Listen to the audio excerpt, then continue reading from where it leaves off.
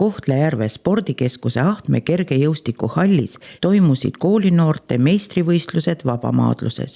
Võistlustest võttis osa üle 100 noore maadleja Eesti tugevamatest spordiklubidest. Klubi Kuldkaru treener Aleksei Hapov andis telekanalile Liites toimuvast meistrivõistlustest üksikasjaliku ülevaate.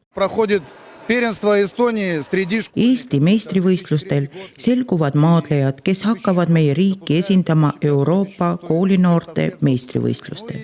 Võistlused toimuvad suvel Ungaris. Siin võistlustel Kohtla-Järvel osaleb 22 klubi.